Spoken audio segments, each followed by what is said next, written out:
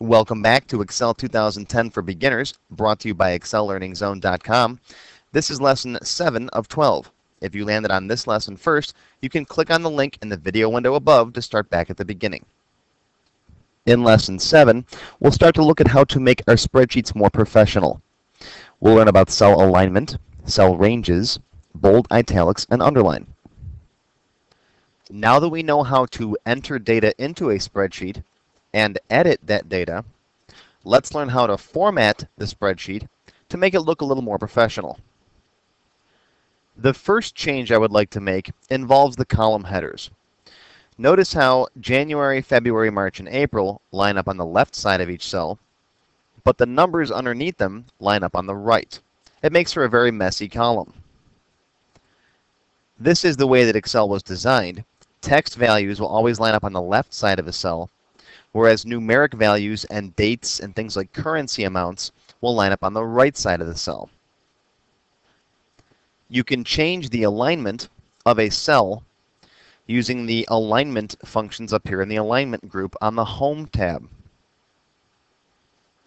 Right here you can see align left, center, and align right. So the first thing you have to do is click on the cell you want to change. In this case, I'll click on cell B1. Then come up here in the alignment group and click on Align Text Right. That will change that cell so all the data in it lines up to the right side. This makes it so the column header lines up nicely over the data in that column. You can also click on Center or Align Left if you'd like, but I'm going to bring it back to Align Right.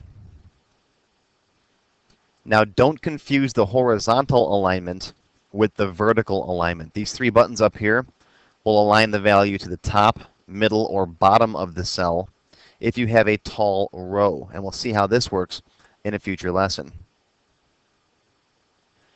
Now I could sit here and do each one of these cells one at a time by clicking on them and then clicking on Align Right.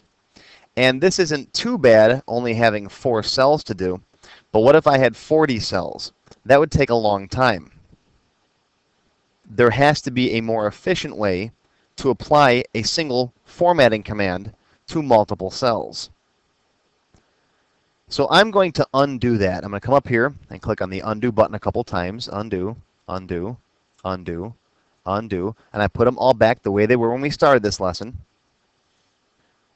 Now it would be nice if there was a way I could change the alignment for all 4 of those cells with one command.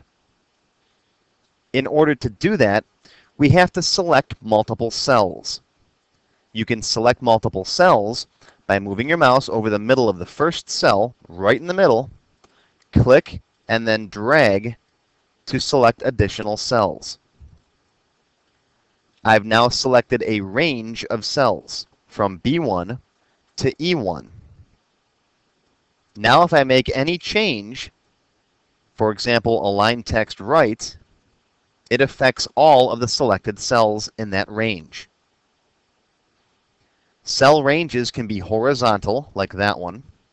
They can also be vertical, such as that range from A2 to A5.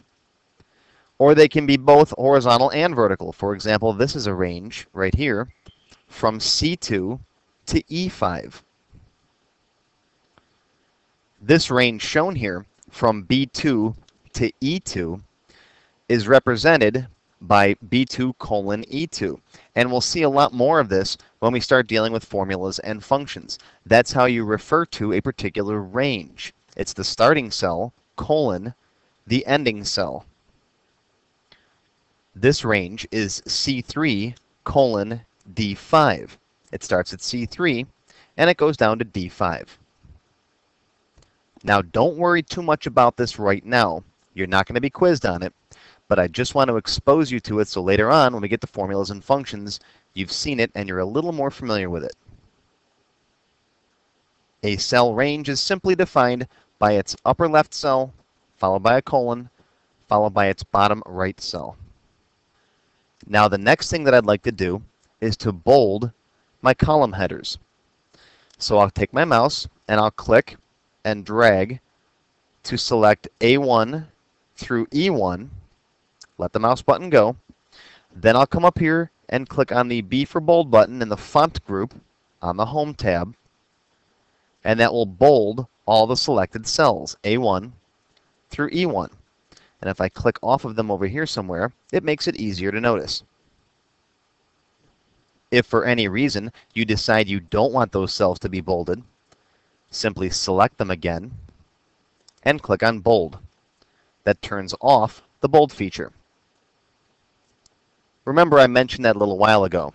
Some switches are simple toggle buttons, right? Click to turn it on, click to turn it off. I'll leave them bolded though. The same techniques work for italics and underline. Let's say you want to italicize the sales rep names. I'll select A2 through A5 and click on the italics button. I've just italicized the sales rep names. And yes, of course, you can combine bold with italics. If you want to italicize sales rep as well, you can do that. I'll turn it back off though. This is the end of Lesson 7. You can click on the link above in the video window to jump to Lesson 8. Also, don't forget to subscribe and get notified when I release new free video tutorials. For more information on my Excel courses, visit my website at 599cd.com/XYT2010.